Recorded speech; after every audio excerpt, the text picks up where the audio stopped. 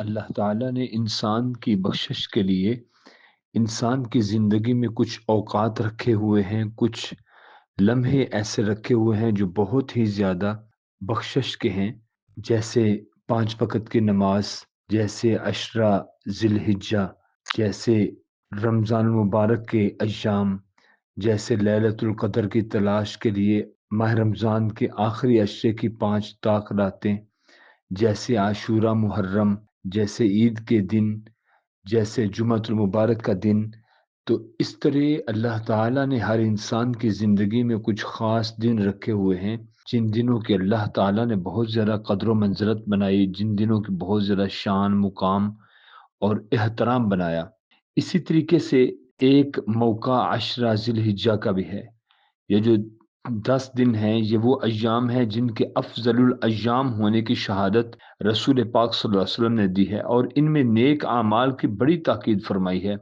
بلکہ اللہ تعالیٰ نے تو قرآن کریم میں ایک مقام پر ان ایام کی قسم بھی اٹھائی کہ والفجر ولیال عشر، فجر کی قسم، ان 10 راتوں کی قسم۔ یہ جو ابھی عشرہ ذی الحجہ کے دن گزر رہے ہیں، یہ وہ 10 دن ہیں جن راتوں کی اللہ عزت اور عظمت کی قسم اٹھا رہے ہیں۔ تو اللہ تعالیٰ کا قسم اٹھانا اللہ تعالیٰ کی عظمت کی دلیل ہے۔ تو آگے ولیال عشر والشفع والوتر، یہ ساری انہی دنوں کی شان میں اللہ تعالیٰ قسمیں اٹھا رہے ہیں۔ حضرت عبداللہ بن عباس رضی اللہ عنہما بیان فرماتے ہیں کہ رسول اللہ صلی اللہ علیہ وسلم نے ارشاد فرمایا، عمل صالحہ کے لیے یہ ایام یعنی ماہ ذی الحجہ کے ابتدائی 10 دن اللہ کے نزدیک سب سے زیادہ محبوب ہیں۔ صحابہ کرام رضی اللہ عنہم نے پوچھا، یا رسول اللہ، کیا اللہ کے راستے میں جہاد کرنا بھی اتنا محبوب نہیں؟ آپ نے فرمایا، اللہ کے راستے میں جہاد کرنا بھی اتنا محبوب نہیں،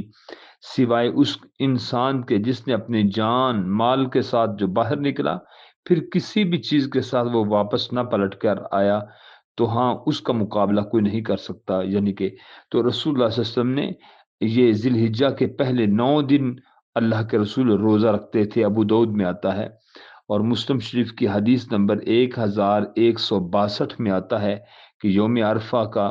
یعنی کہ 9 ذی الحجہ کا روزہ، اس کے بارے میں رسول پاک صلی اللہ علیہ وسلم نے فرمایا کہ مجھے اللہ تعالیٰ سے امید ہے کہ جو بھی بندہ یہ ایک روزہ رکھے گا، یعنی کہ عید الاضحیٰ سے 1 دن پہلے عجم والے لوگ رکھیں گے، وہ پچھلے 1 سال اور آنے والے 1 سال کے گناہوں کا اللہ اس کے لیے کفارہ بنا دے گا۔